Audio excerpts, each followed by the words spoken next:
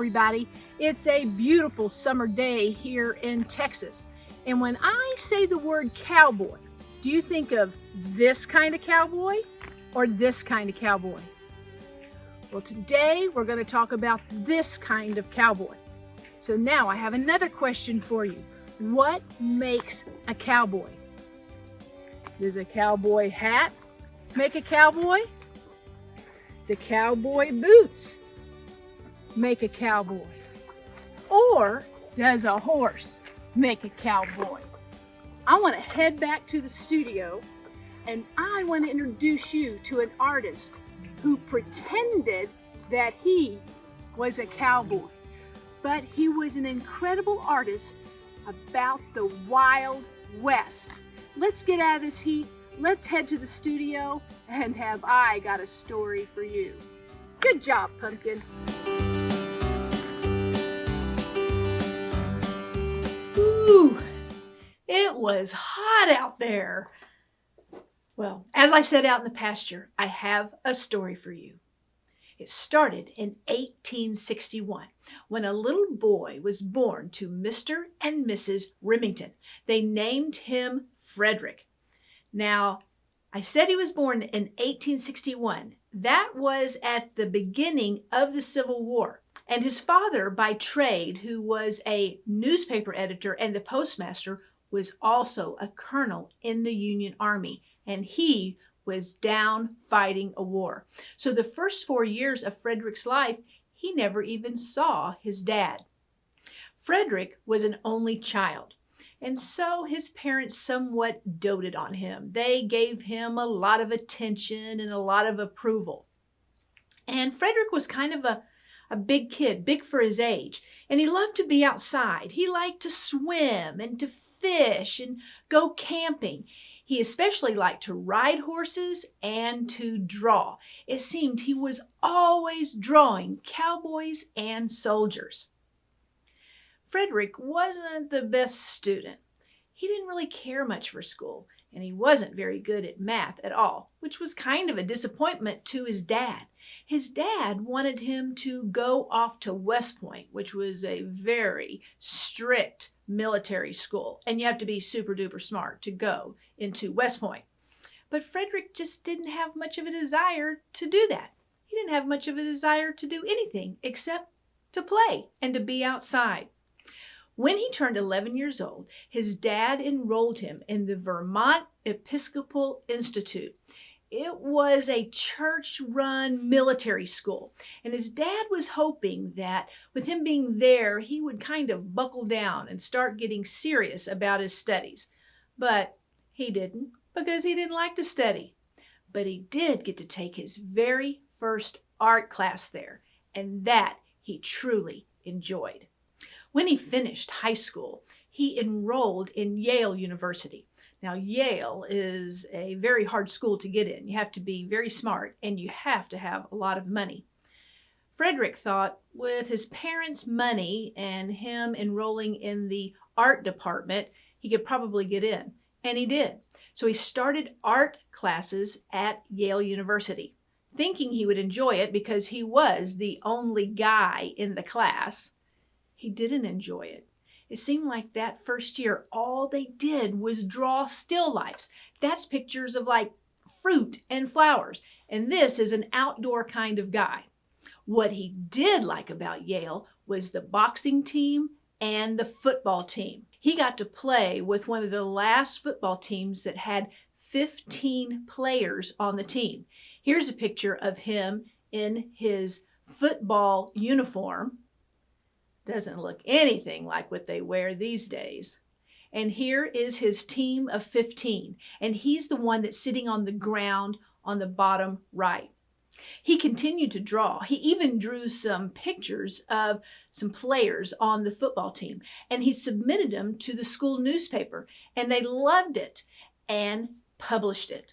Frederick had only been at Yale for 3 semesters. That's about a year and a half when his dad became very ill with tuberculosis. He felt like he needed to go home and help out his mom and dad. So he left school and he went to help. His dad lived for another few months and then he died. Frederic and his mother, of course, were very sad. But his dad had left them some money, and so they felt a little secure in where they were. Frederic, however, didn't want to go back to school. He didn't want to spend his money that way. He wanted to take his inheritance, the money that his dad had left him, and go out west. He had heard about the Wild West and how the Wild West was beginning to disappear, and he wanted to see it before it was all gone. So he boarded a train and headed to the state of Montana. When he got there, he got to see open prairie, cowboys, Indian, bison, and all kinds of other wonderful things that you see out west. And because he was an artist, he began to make sketches to help him remember the things that he had seen. One sketch he was particularly fond of, and so he decided to send it back to a magazine in the East. The magazine was called the Harper's Weekly. He mailed them this sketch, and when they saw it, they loved it. They thought it was great, except that he had sketched it on the back of some wrapping paper, and they weren't going to be able to put that in their magazine. And so the art editor redid the sketch just a little bit, and it made it on the cover of the magazine. Frederic continued to send them sketches, and Harper's Weekly continued to use the things that he sent.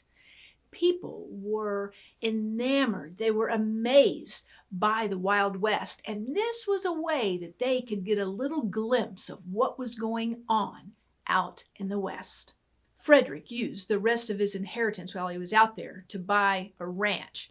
He thought, sitting on a horse all day and just humming to myself and making some sketches sounds like a pretty easy life.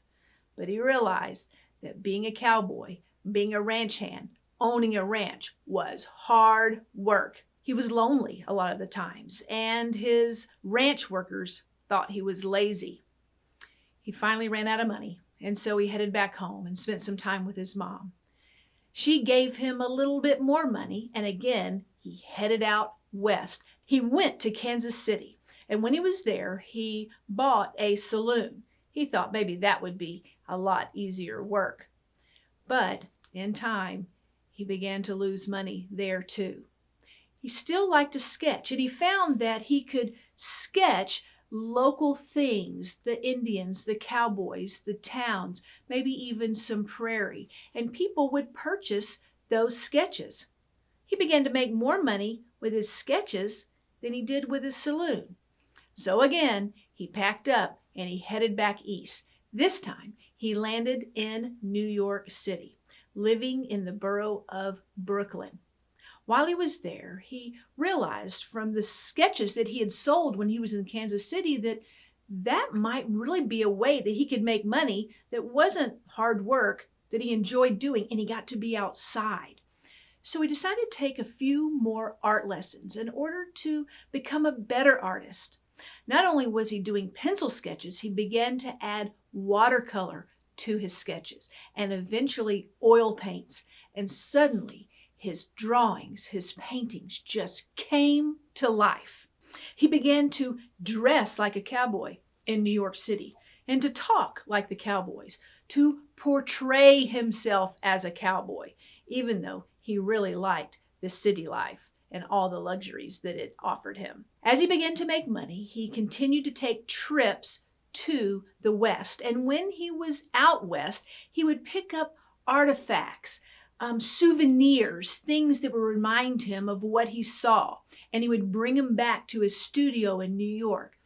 Things like cowboy hats and stirrups and spurs and saddles and swords and rifles and anything that he saw, even skulls, that he could bring back with him to help remind him of the things he had seen and to help him also with his sketches and his drawings.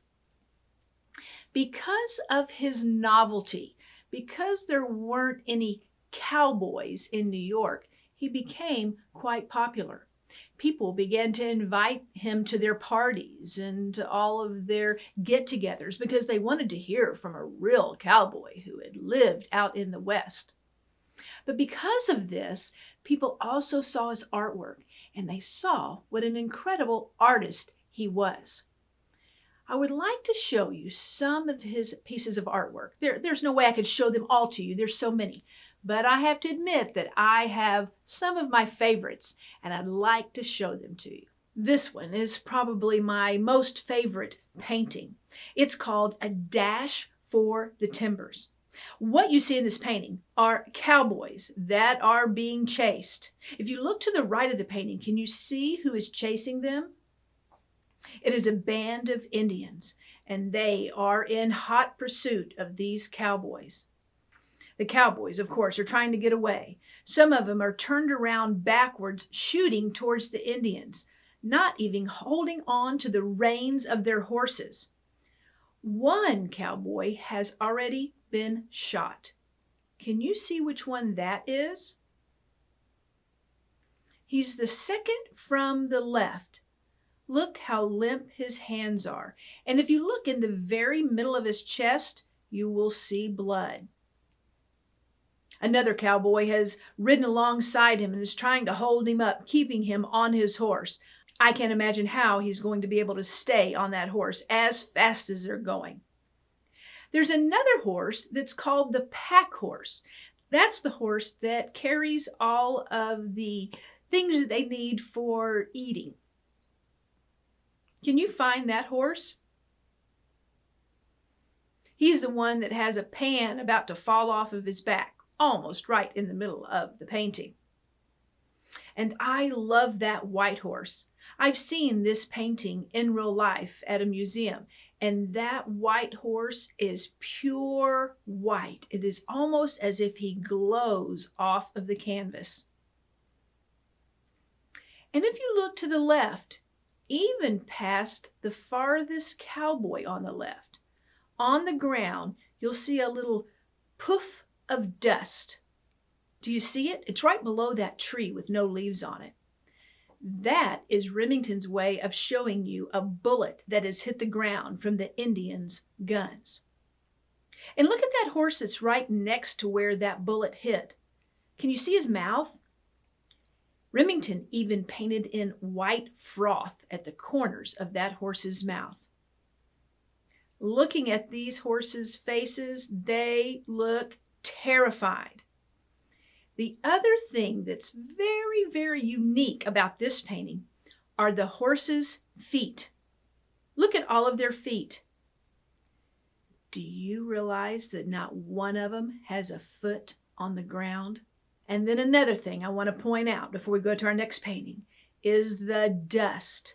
Remington was able to show the dust that those horses were kicking up, and the dust as it covers those Indians. They're hard to see because of the dust.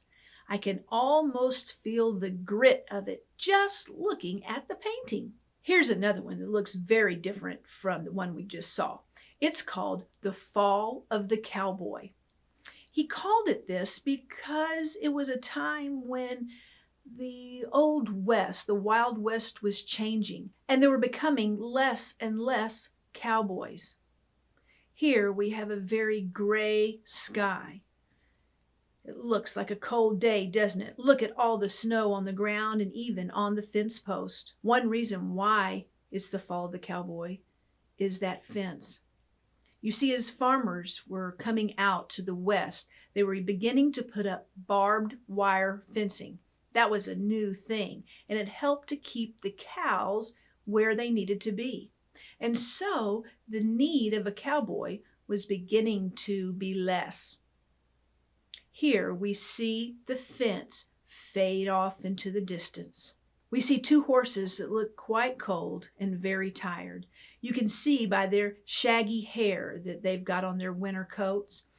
And it almost seems in this painting that not much is moving, except maybe the tail of that dappled horse on the right. And here is another one of my favorites. The title of this one is His First Lesson. And I'm wondering, is it the horse's first lesson or that cowhand's first lesson? I have a feeling that this horse has never been ridden before. You can see from the painting that they have hobbled the horse. It means that they have tied one leg up. Do you see that rope going around the horse's neck and down to his foot? That's to help control him and keep him from jumping so much. The cowboy then gets on the horse and holds on for dear life. From the looks of this cowboy, he's not too excited about getting on the back of this horse. What time of day do you think it is? If you look at the shadows on the ground, they're very long. Can you see the shadow of the fence even though you don't even see the fence? It's probably early morning or late in the afternoon. And the colors that Remington used, they're warm colors. They're actually hot colors.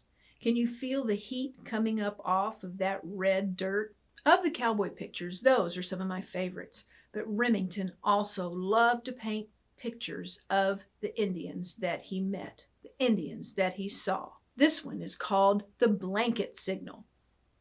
Of course, as you know, they didn't have iPhones or telephones back then, and so they had to communicate somehow.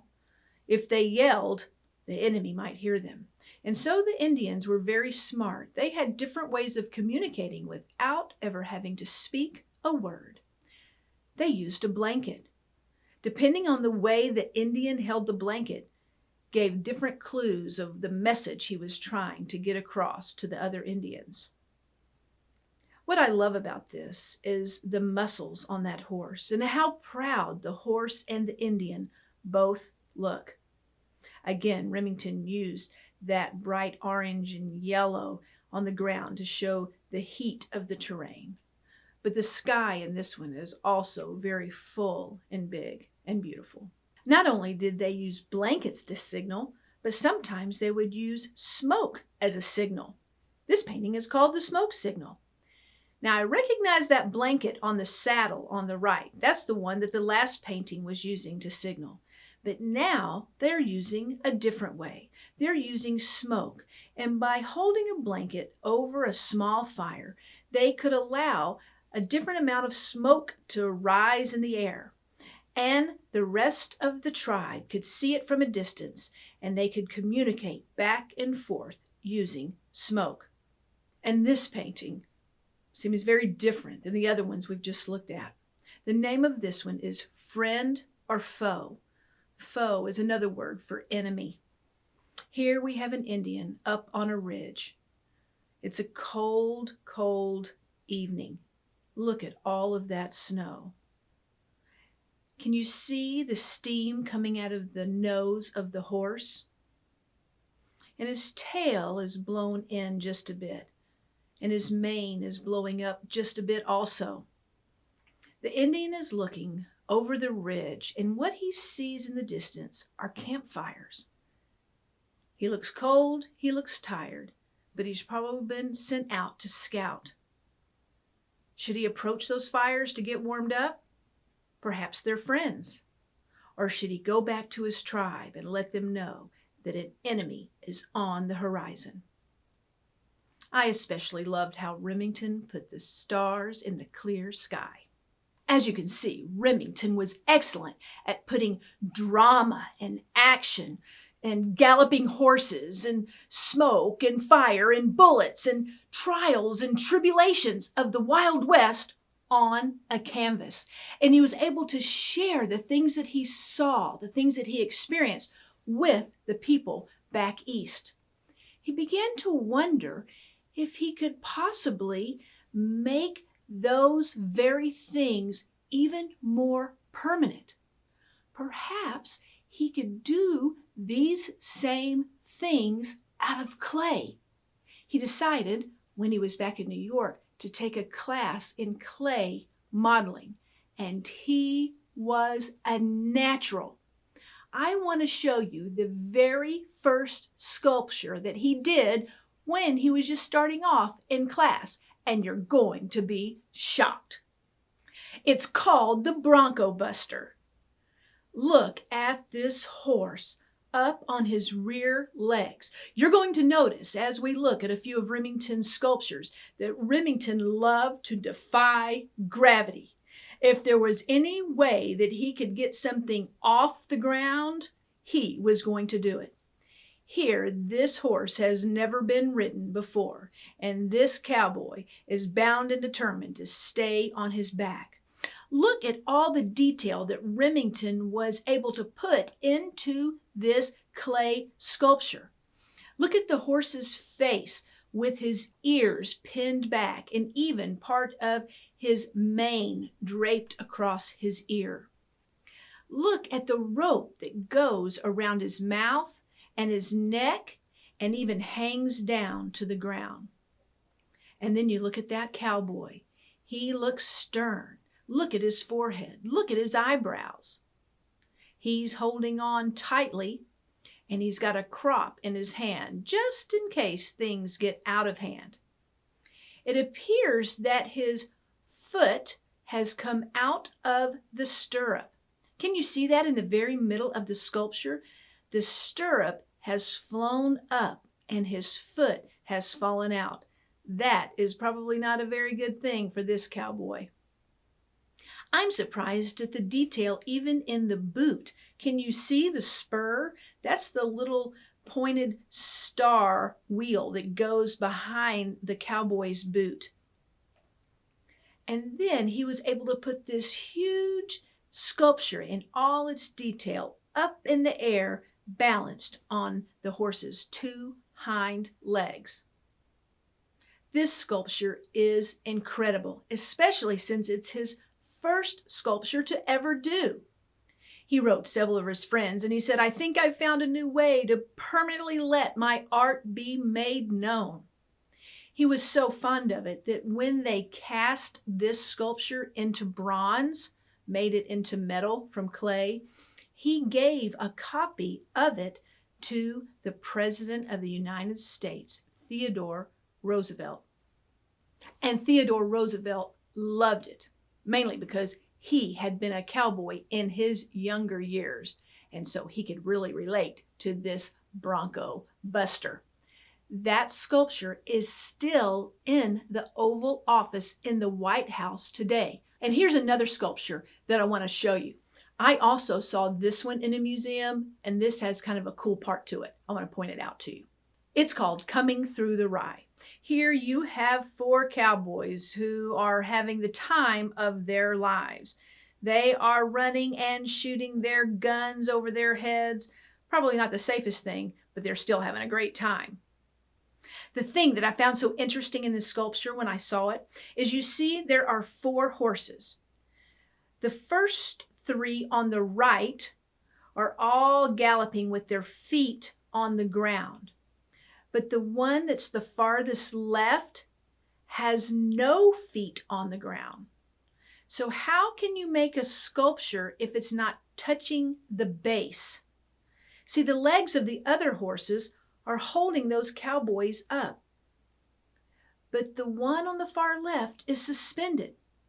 When I saw this sculpture in a museum, I saw that Remington put that far left horse so close to the second horse, their sides touched.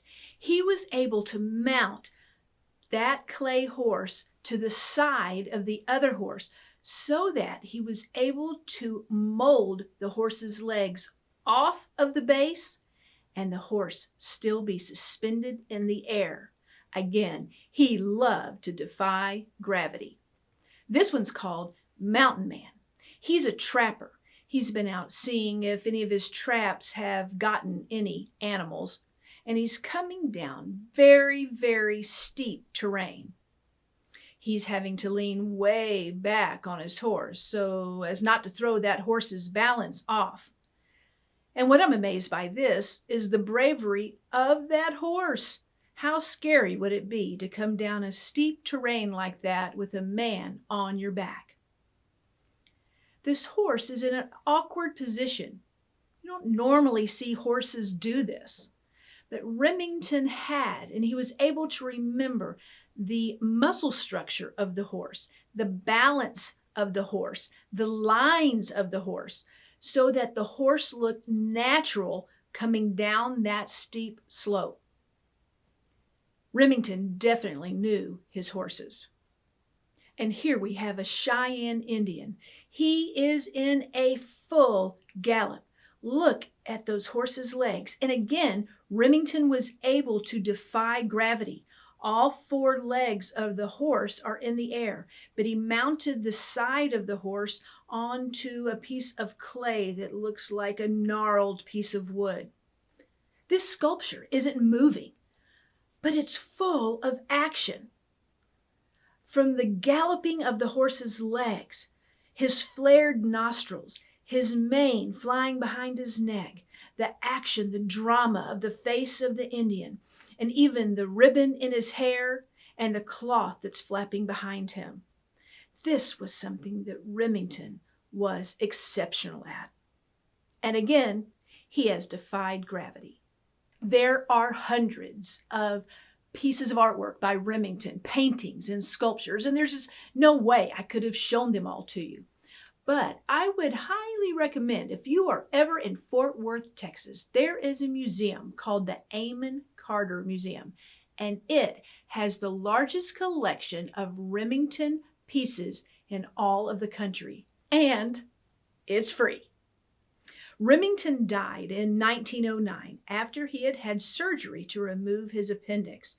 He was only 48 years old. His paintings and sculptures helped to keep the memory of the Wild West, a time without cars and skyscrapers and fences, alive. It was a time when bison ran free and were plentiful, a time when Native Americans had freedom of culture, had land, and had dignity. A time when a cowboy's life consisted of a hard day's work, strength, and bravery. I encourage you to gaze at a Remington painting and see if you can taste the grit and feel the dust that he was able to put on the canvas so realistically. I've enjoyed studying Frederic Remington, and I invite you to keep checking back in on our YouTube channel for some fun activities that we're going to do about Frederic Remington. Thanks for joining me, and again I want to remind you to stay safe and stay healthy.